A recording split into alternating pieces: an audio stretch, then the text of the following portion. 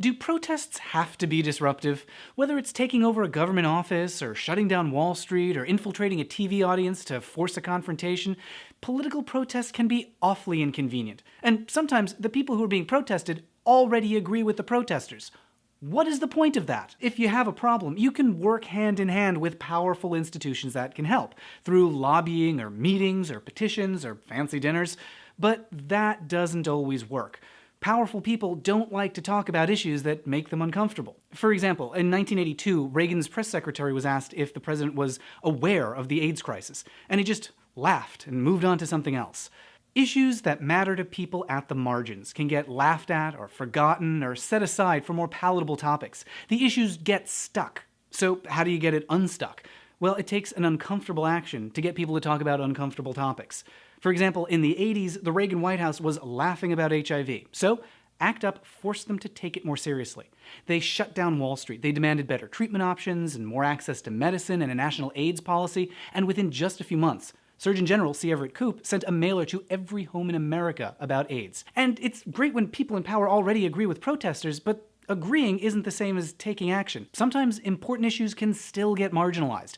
It takes a disruptive push to bring those issues from the margins to the center of everyone's attention. And that's why these protesters chained themselves to the White House fence in 2011. They were protesting Don't Ask, Don't Tell, which Obama agreed should have been repealed. But nothing was happening. So this group that included Dan Choi took action. Obviously, one protest all by itself doesn't solve a whole problem, but it keeps the conversation going. It keeps centering the issue, keeping it moving so it never gets stuck. And within a year, Don't Ask, Don't Tell repeal was signed into law. Being rude or disobedient or confrontational is particularly effective for disadvantaged people who just have no other access to power. For example, we tend to think of Stonewall as being the foundation of the LGBT liberation movement, but there was a riot at Compton's cafeteria 3 years earlier in San Francisco. For years, trans people had been enduring police harassment, and one night a cop tried to arrest a trans woman just for being out in public. People fought back in a violent multi-day protest, and it was scary and messy, but immediately, the San Francisco Police Department established COG, the country's first known trans support group, as well as the first social service agency dedicated to trans people. Compare the Compton's cafeteria riot to the polite, respectable rallies of the 1960s. During the 1960s, Frank Kameny organized some very professional, respectable protests in Washington, D.C., and although they formed the basis of later actions, you probably never heard of them. And neither did anybody at the time. So Frank stepped up his tactics. In 1970, he protested the American Psychiatric Association's annual meeting to try to get them to delist homosexuality as a mental illness. They didn't really pay enough attention, so the next year, he infiltrated the meeting, stormed the stage, grabbed the microphone, and started issuing demands.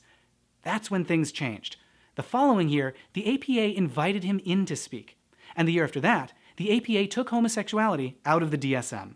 Every major advancement for people on the margins has required some disobedience. Yeah, it makes people uncomfortable. Sometimes it makes allies uncomfortable. Sometimes it makes the people doing the action uncomfortable. But that discomfort is the point. It would be nice if there was a polite, palatable way for people who have limited access to power to affect change without hurting anyone's feelings. But when powerful people aren't willing to talk about important issues, those issues are stuck, and they're never going to get any momentum unless you give them a strong shove. It's what we've seen with LGBT liberation, with Occupy Wall Street, with Black Lives Matter. It even goes back to suffragettes who were beaten and killed when they tried to access government buildings.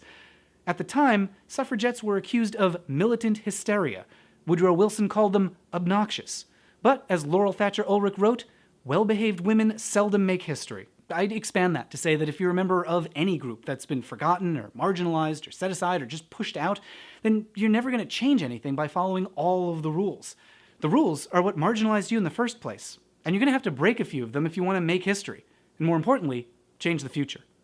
Thanks for watching. You can subscribe here on YouTube for more videos, and check out my 2 podcasts. There's The Sewers of Paris, which is full of revealing stories about the entertainment that changed the lives of gay men, and Defining Marriage features personal stories behind the fight for marriage equality.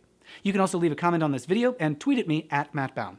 Now, if you'll excuse me, I'm going to stop being polite and start getting real.